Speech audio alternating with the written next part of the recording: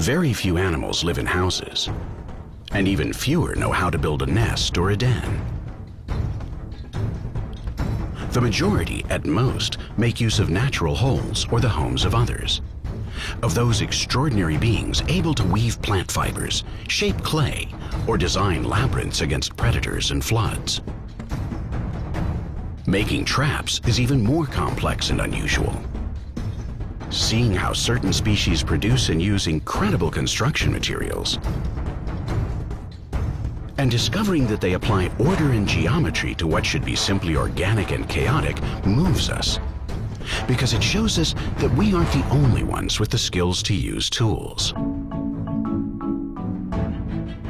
There are other architects on the planet who are building for life. Termites could hold the title of the most hard-working insects in the world. They're especially active at night.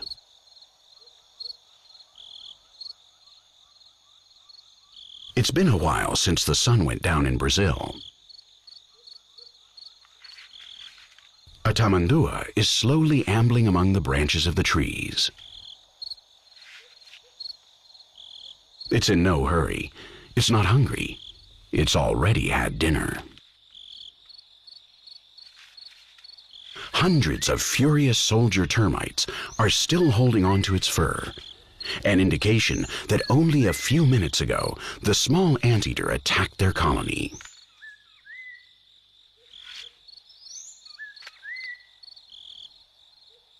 The termites will have to build its walls quickly.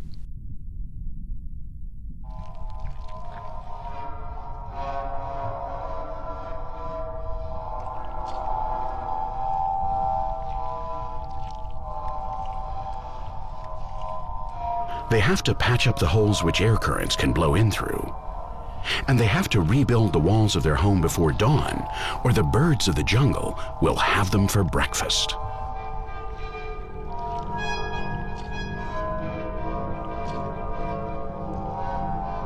Their building material is chewed up wood, processed in their intestines with feces and digestive juices, which dry as soon as they are placed on the structure, acquiring it a surprising solidity that endows the nest with great durability.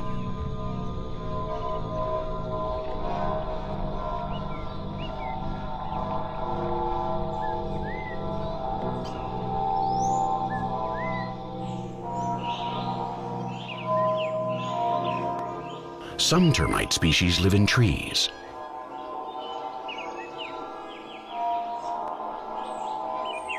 Others prefer the ground.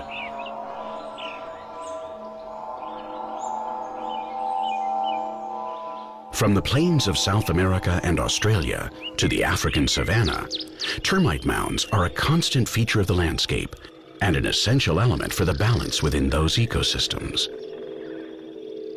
The irregular towers that rise up, immense towers on an insect scale, are crucial for the termites to be able to regulate the humidity and temperature, whatever the weather conditions outside. These mounds work like huge air conditioning units. According to the weather, the termite nests can be modified from within, opening or closing galleries and vents to increase or reduce the flow of air. The stability that these tiny engineers achieve in the nest's thermal and humidity conditions is only matched by what humans have attained with our most modern technology and equipment.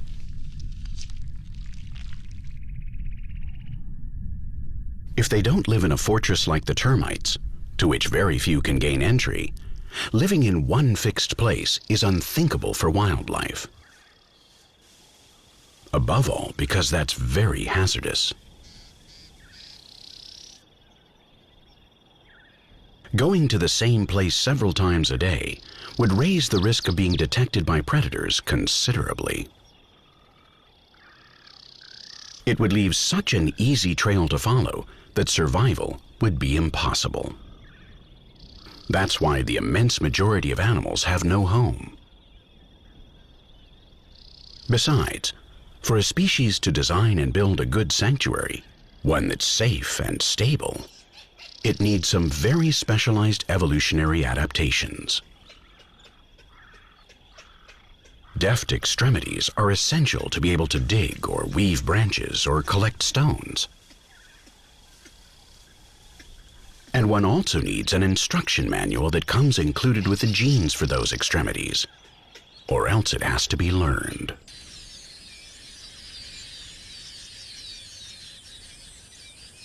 Birds don't build a fixed spot to live in either. Only during the mating season are they forced to tie themselves down to the location of their nest. But they do it out of necessity and for the shortest time possible. They don't like to do it.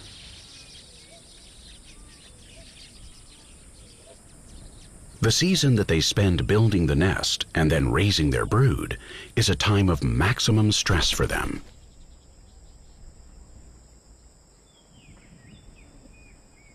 They live in constant fear of being discovered. If they feel watched, they abandon the nest and even their chicks. Each bird, at least each family of birds, has its own unique architectural style.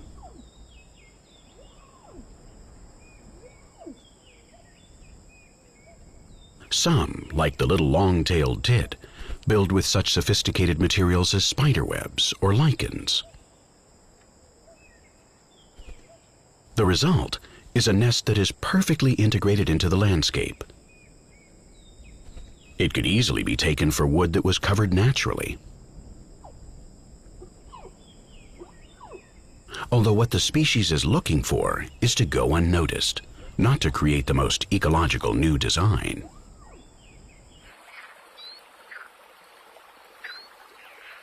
Grebes build on the water. Their floating platforms are like houseboats. They're moored to underwater plants so that they can't drift away.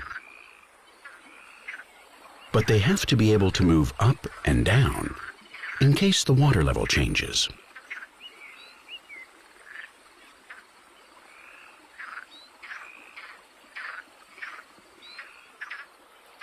Otherwise, that could ruin all their efforts to reproduce. So this is sophisticated engineering. Some nests are reused year after year. Their constructions are built by many individuals and are frequently passed along from parents to children. Some storks' nests are continually rebuilt over hundreds of years and can end up weighing a ton, literally, especially when their emplacement is even sturdier than a tree.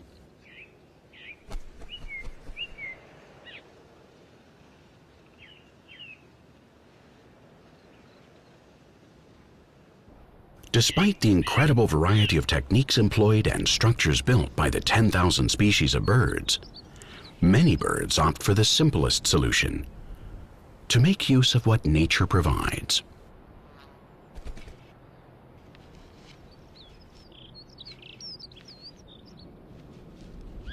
A hole full of feathers in a tree is as comfortable as can be.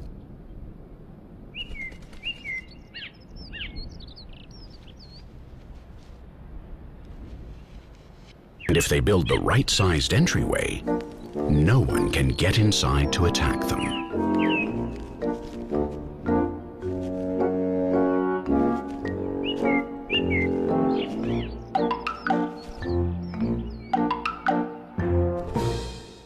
Learning to take advantage of natural shelters is the norm among animal species. On the one hand, this obeys the principle of minimal effort, that is, of not doing anything that isn't essential.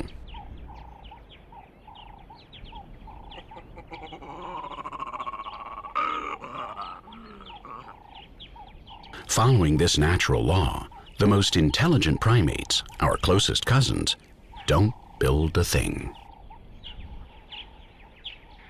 Chimpanzees and gorillas occasionally slap together a simple and disposable bed of leaves for themselves, but that's it.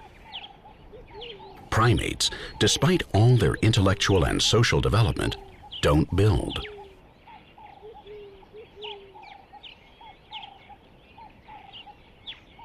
The monkey house par excellence is a tree.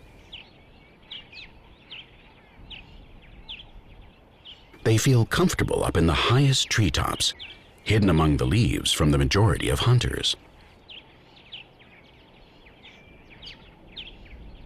Obviously, they could build themselves a house. They're clever and have very nimble fingers. But it's not efficient for them to build what they don't need. And besides, it would be dangerous.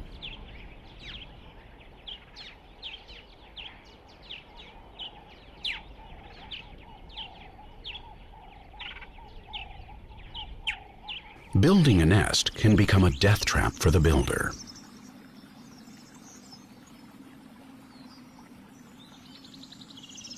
By having to bring the materials to the same site over several days, the builder makes himself too visible too often.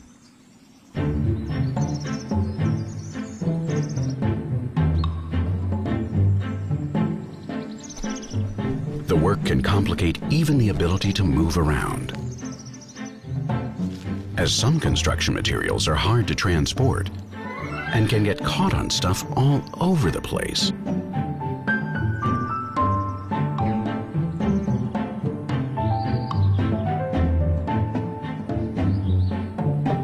What's more, the concentration that such a difficult, lengthy, and exhausting task requires makes it hard to stay on the alert.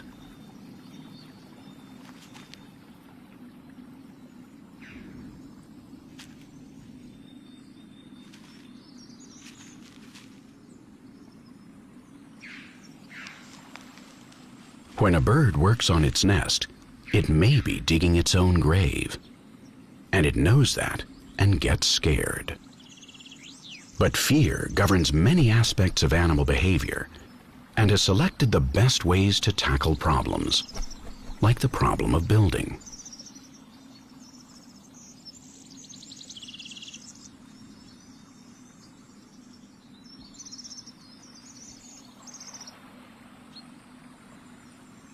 In this case, fear has evolutionarily led cattle egrets to congregate in breeding colonies. Surrounded by others of their own species, they feel safer. And in fact, they are.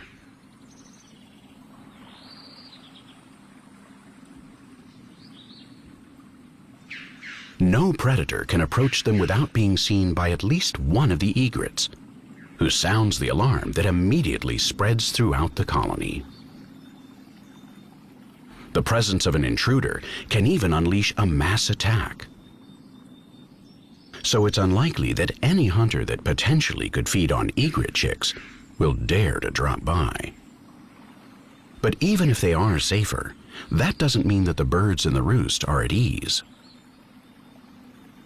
Their large numbers provide security, but also lots of tension caused by living so close together.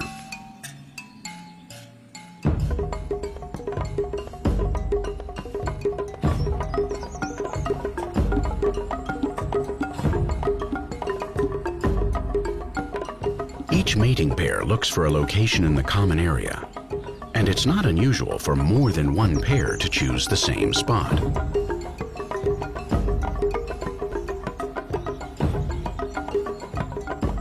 Despite the spats with their neighbors, one of the best options to minimize the dangers during the reproductive period is to build next to others, whether or not they come from the same stock.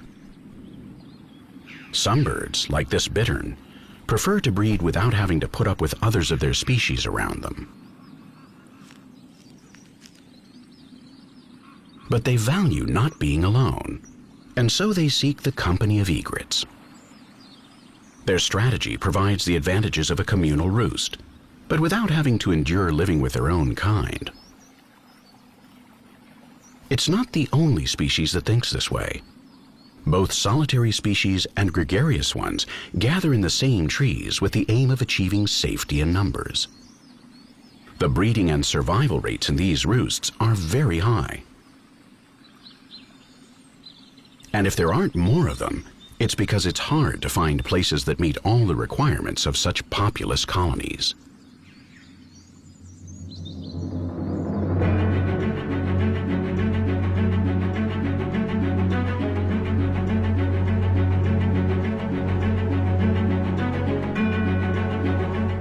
The waters of the world's oceans are home to other builders that also join together in colonies. In fact, the living beings responsible for the largest constructions on our planet live in the oceans, the corals. The walls formed by coral reefs in the sea play a role similar to that of forests and jungles on land. They provide shelter for the greatest concentration of underwater biodiversity.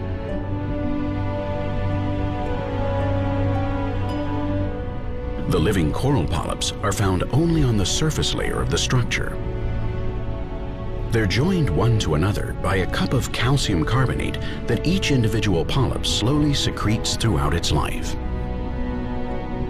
A coral polyp is a very small animal similar to an anemone with a set of tentacles around its mouth.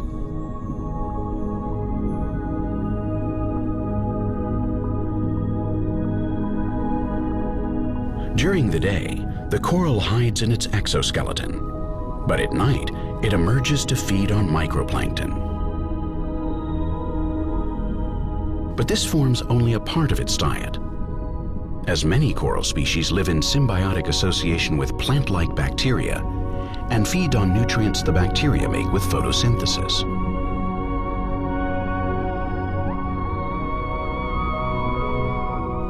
As they die and are worn down, the ground-up skeletons of the generations of coral colonies form an important part of the sand on the sea bottom.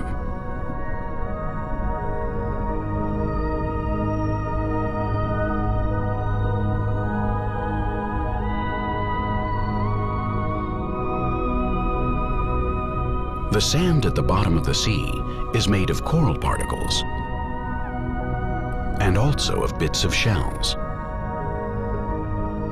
Shells are one of the most primitive and common forms of protection.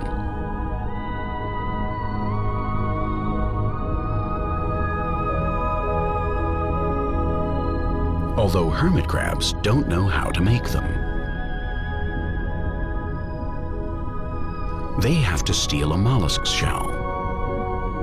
The only problem is that the shell, obviously, doesn't grow with the crab as a snail's does. So when a hermit crab has eaten a lot, and its body is getting ready to move into a larger exoskeleton, it has to look for a new shell it can fit in.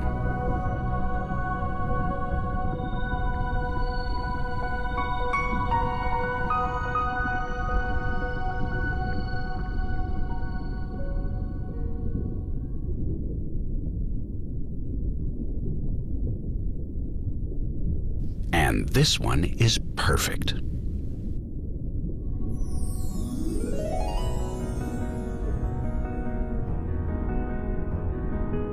The hermit crab isn't a builder, however. He's just copied someone else's idea. The idea of the best builders, though.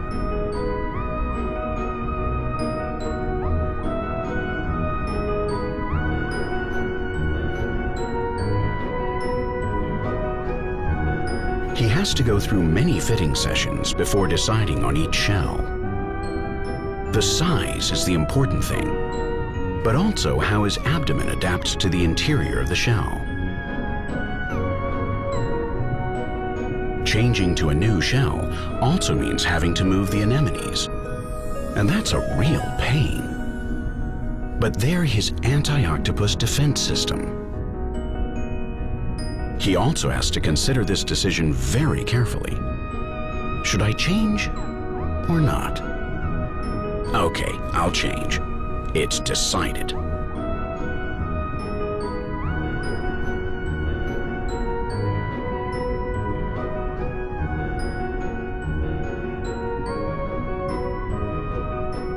I can't remember anymore if this is the new one or the old one. Nope, there are no anemones here. But I'm staying here for now.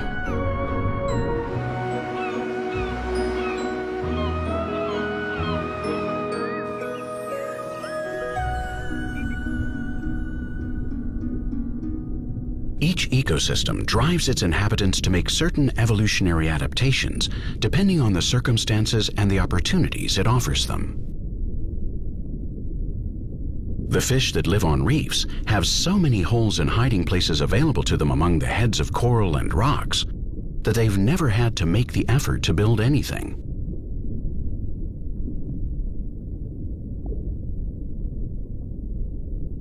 Fish in general, whether freshwater or saltwater, aren't great builders either.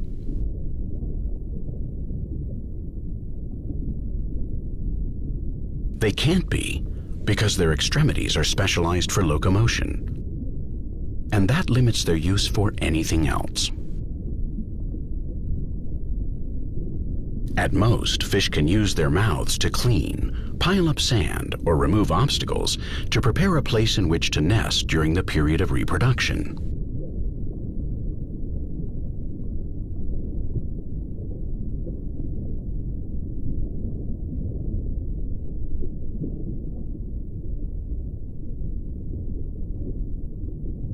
And in addition to the scant versatility of their fins, the movement of the water undermines the stability and durability of any construction in this liquid medium. So maybe that's why so few fish species find it worth their time to build a house.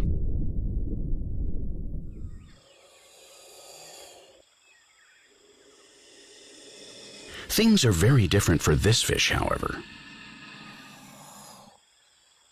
It's a lungfish.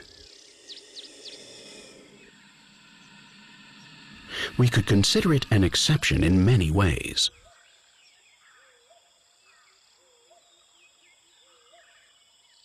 It's a surprisingly skilled builder. And among other things, it can breathe out of the water.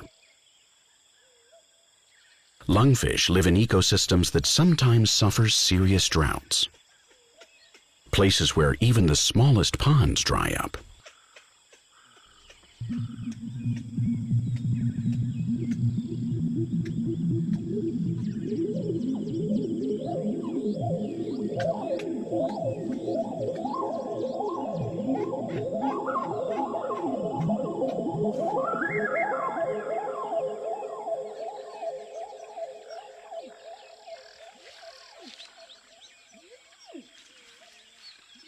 Then its only option is to walk in search of water. But it can't walk very long distances on its fins, and it would undoubtedly die. It just needs to find a soft spot in the ground where it can bury itself in the mud, and then build itself a survival chamber.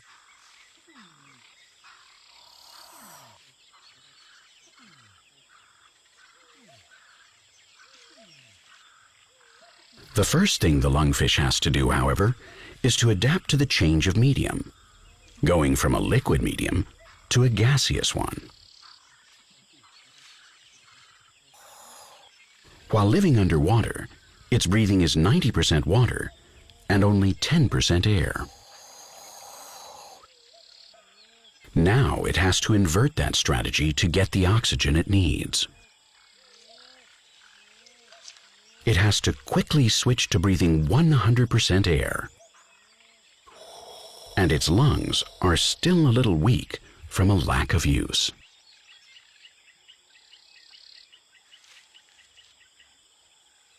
It's a traumatic and urgent process because its greatest danger is dehydration. And it's very hot. Its only chance for survival is to bury itself in the mud. Its fins aren't much help. So its only tool is its head. Lungfish don't really dig because they don't have anything to dig with. So it just shoves in, pushing with all its might, breathing all it can.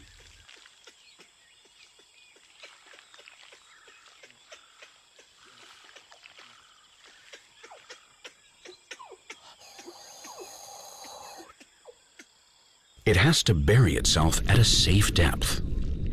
Maybe 30 centimeters of mud over its head will guarantee it enough moisture until water floods the area again next year.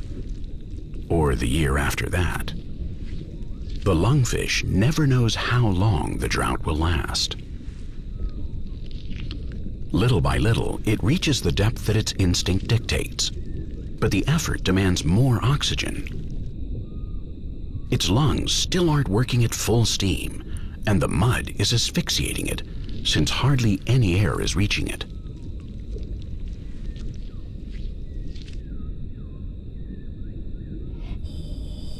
It's exhausted. It takes a breath and agonizingly takes another. It has reached the depth it needed to.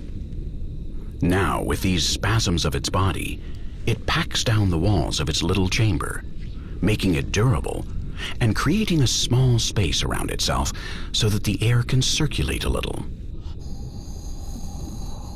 Its chamber is almost finished.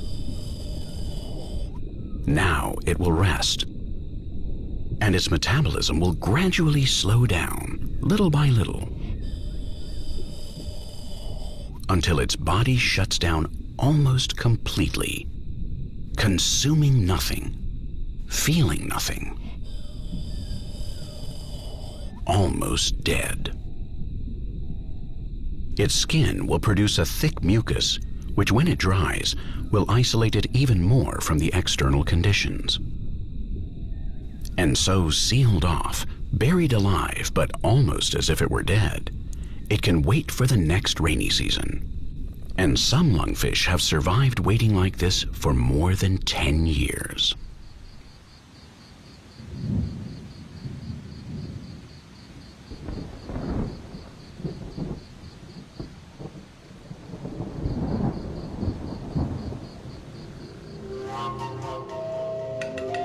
The antlion also buries itself.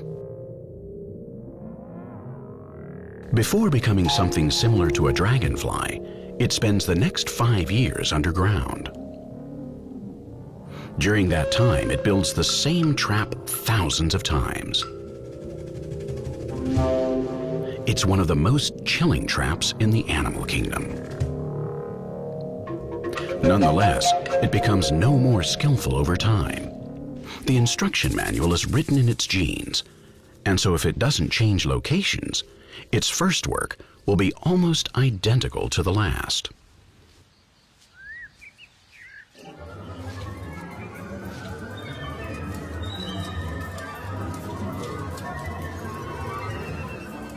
The antlion always tosses the sand backwards, and jerking its head and jaws again and again, it gradually digs a hole in the sandy soil. It moves in a perfect spiral, digging a little deeper each time it goes around. In the end, its mechanical movement creates an inverted cone.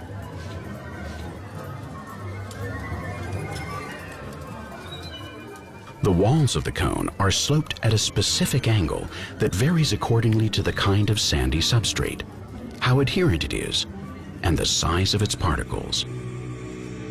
The temperature and humidity can also influence how firm the surface of the cone's walls is, in relation to the weight of the antlion's victims and the way they walk.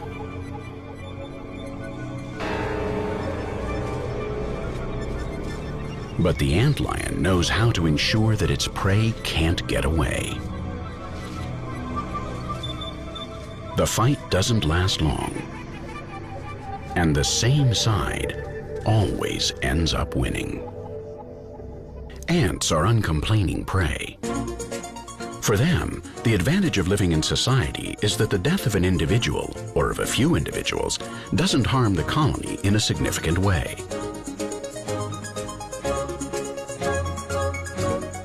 What defines social insects isn't that a large number of them live together, but that the members of their society fulfill diversified roles according to the work they carry out. Among ants, above all, there are soldiers and workers. Almost all of them are busy worker ants. The soldiers are the biggest ants. Sometimes one of them will also help in addition to standing guard. They're making the nest bigger. They have to remove countless grains of sand from the ant colony to prepare new galleries and chambers for more larvae, for more food. Some pheromones, generally activated by the queen ant, order the tasks to be carried out in a simple way.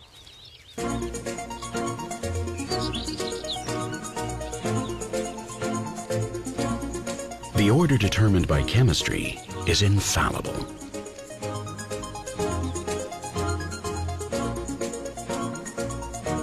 The fame that ants enjoy as hard workers is well deserved.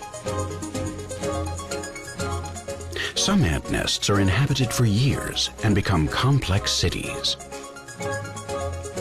The town planning almost always involves underground construction, but there are many architectural styles. Army ants are nomads and build temporary nests that they raise and tear down each day. The construction material is their own bodies. The worker ants link themselves together, one to another, legs to jaws, to form a ball with several layers that protects the larvae and the queen inside. They don't need pantries. They eat on the march. They do everything on the march. Army ants, besides being acrobatic architects, are civil engineers. Their footloose nature has driven them to develop elaborate construction techniques to build bridges, overpasses, and underpasses. They link their bodies together again each time they run into an obstacle blocking their path.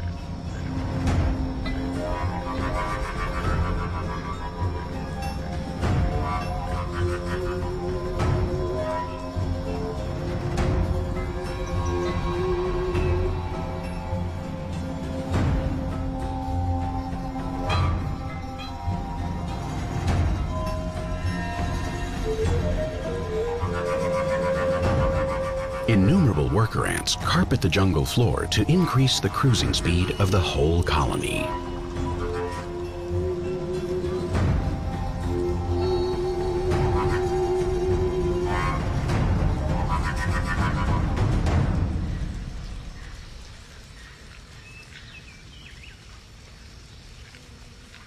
The redwood ant is another odd builder within the ant world.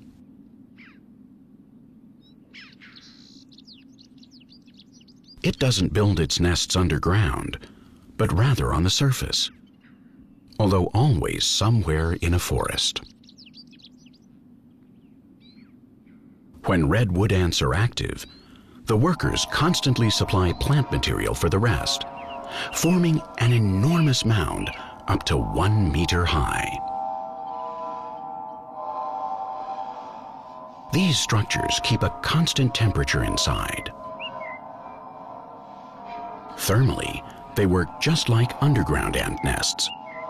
But in addition, like termite nests, it's easier to regulate their temperature.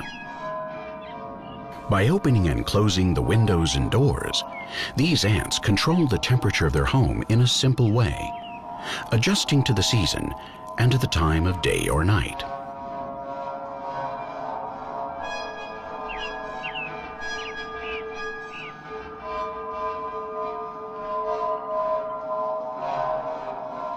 The steep slopes of their mounds cause the rain, which is very common in their habitats, to roll off without soaking the interior.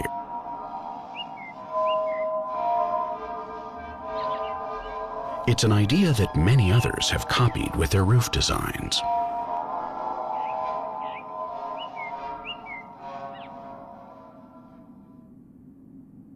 Digging is probably the most common way to make a den. And it's the simplest.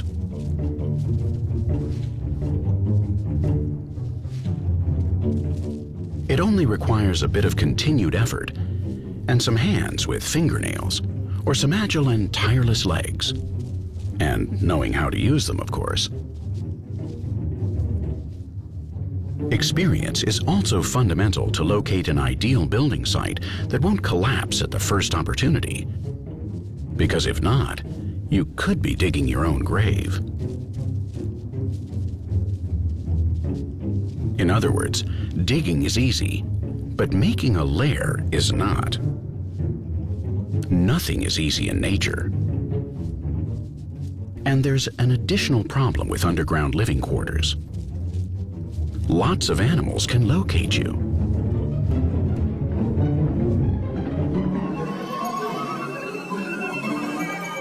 If this bee intends to lay an egg here, it will have to find a way to throw this scout ant off the scent.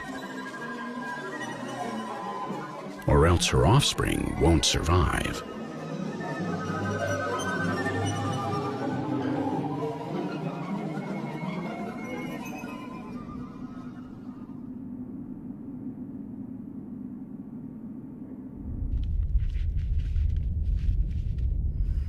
Among mammals, there are several families that also know how to dig in the ground.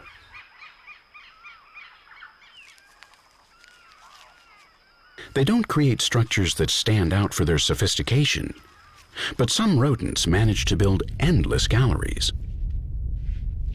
They're burrows that maintain mild temperatures all year round. In these tunnels, it's also possible to find pantries far from the heat or the rain. Some rodents store up to 10 kilos of seeds. And there are studies that assert that some passageways are designed to channel and divert the sudden torrents of water that the rains can cause.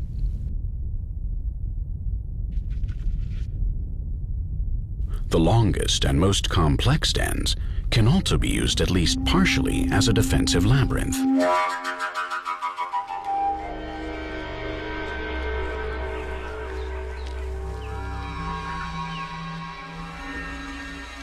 If the owners of the lair are followed inside, they've got a good chance of throwing off their predator.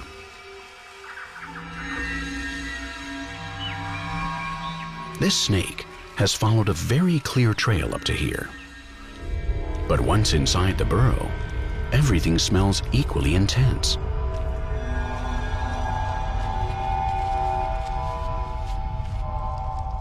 And the snake is in the dark and doesn't know the terrain. The rodents are playing on their home field and can move faster than their attacker. And they have more than one exit.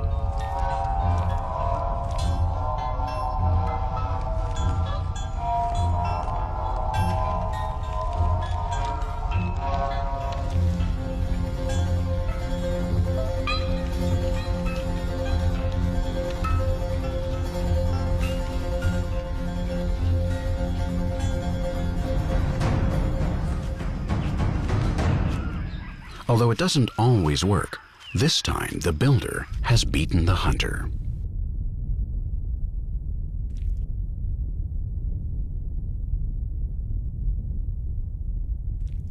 In general, we don't find master architects or engineers among fish, nor reptiles, nor amphibians, nor even mammals. The beaver, however, is the super exception among vertebrate animals. These industrious fellows are very technical builders that are able to raise enormous works of engineering. We might think that their giant teeth, which never stop growing, or their powerful chewing muscles, which can fell any tree nibble by nibble, are their key evolutionary adaptations. But we'd be wrong. It's their brain with which they design the dikes and dams that alter the course of the water in the ecosystems they live in. The presence of beavers offers many other species new evolutionary possibilities. And it's just a rodent.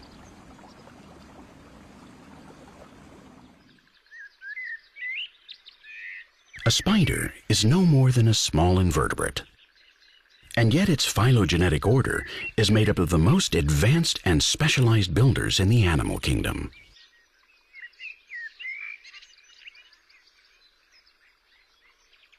With practically no intellectual capacity at all, its instinct has created a technique that shows that intelligence isn't the only way to get things done. Its adaptations have allowed it to spread almost throughout the planet and have prevented the insects from dominating all other kinds of animals.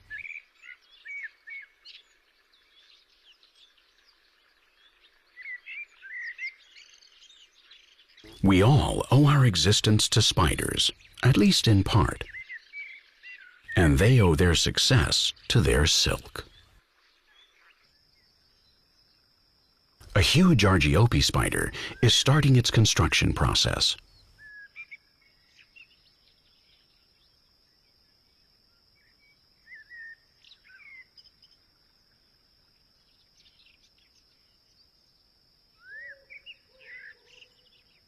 The first thing it does is gobble down the silk from the old web.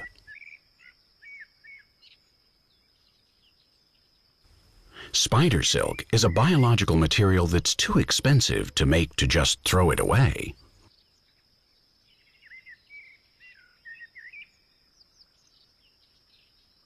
Digesting these old threads is incredibly efficient. 90% of the material that the spider swallows will be reused in the new web. Her silk glands full, the hunter can begin another web. The first step in its construction consists of preparing the parametric tensors that will define the structure.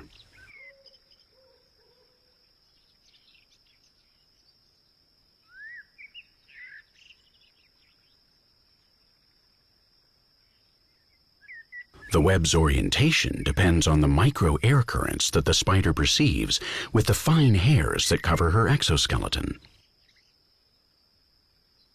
Now she begins to lay down the web's radials.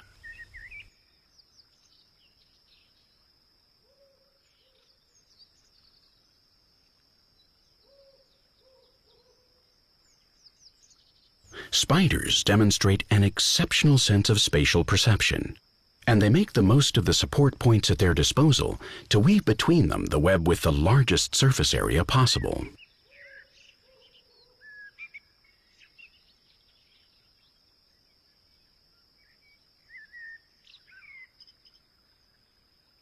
The spider weaves her hanger thread in the center of the web.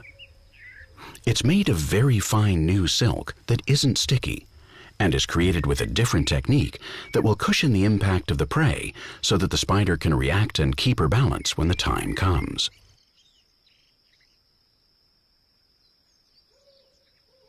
Now the spider begins to weave the threads that form the final pattern.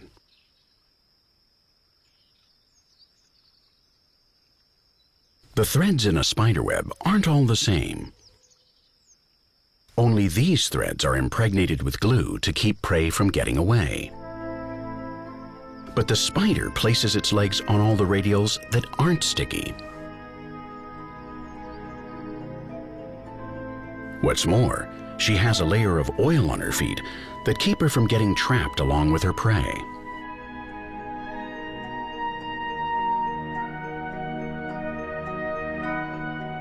The interval between threads isn't random. The distance the spider leaves between them is determined by her recent experience with the prey that are currently plentiful in her habitat.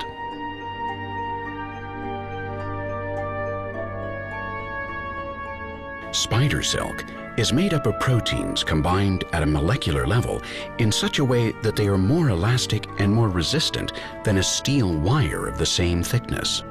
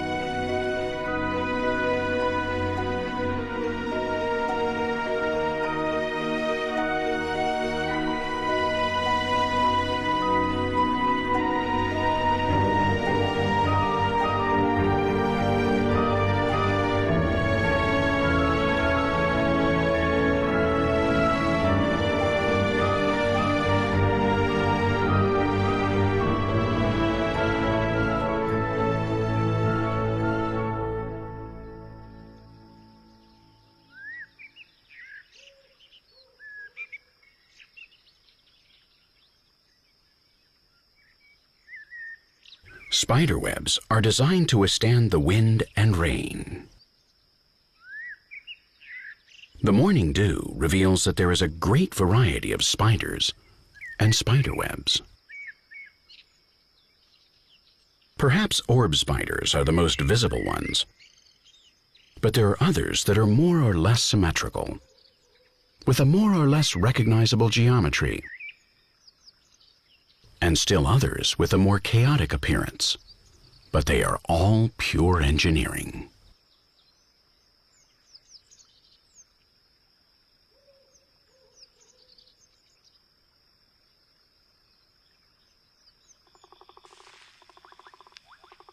Although not all the traps that spiders build are webs, trapdoor spiders dig underground tubes that are lined with their silk, of course. Although it's not sticky silk, it just has to hold the soil in place and avoid uncomfortable friction. It also controls the humidity. When the hole is finished, the trapdoor spider covers it with a door made with sticky silk and sand. That's how it perfectly hides its lair.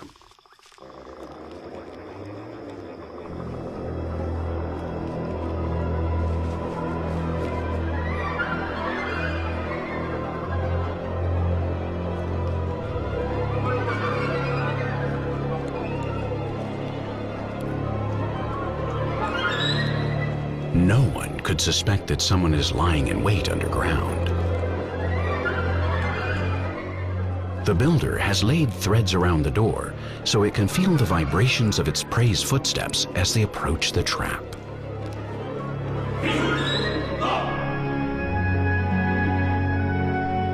Perhaps the only construction that can rival spider silk in importance is the hexagon.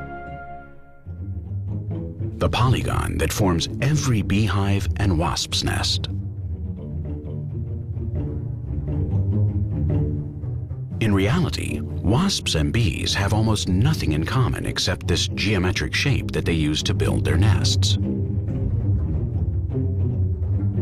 Unlike bees, wasps are carnivorous insects with an enviable waistline, and they are able to sting many times, not just once. Their constructions are generally smaller and simpler. Wasps' hexagons are made of paper and cardboard, chewed up wood really, and they're useless after one season. The honeycombs of bees, however, can last decades, almost indefinitely. They're made of wax, a liquid that young bees secrete and that hardens when it comes into contact with the air. The composition of the wax can include up to 7 different types of antibiotics. Bacteria can't survive in that environment. Bees and wasps both keep their larvae in the hexagons, but bees also use them to store honey, their food. This geometric figure is able to fit together the greatest number of cells per unit of surface area, thus reducing the amount of construction material to the minimum. So hexagons are the most sustainable ecological constructions. Insect societies are one of the most widespread forms of life on the planet. Their success is due in large measure to the insect's mastery of construction. Specifically, bees are responsible for pollinating the plants in many ecosystems, and also of a major part of human crops. Nonetheless, we also appear to be putting bees in grave danger of extinction. And without them, our world couldn't survive as it is. Perhaps we should reconsider the way in which we are building human civilization.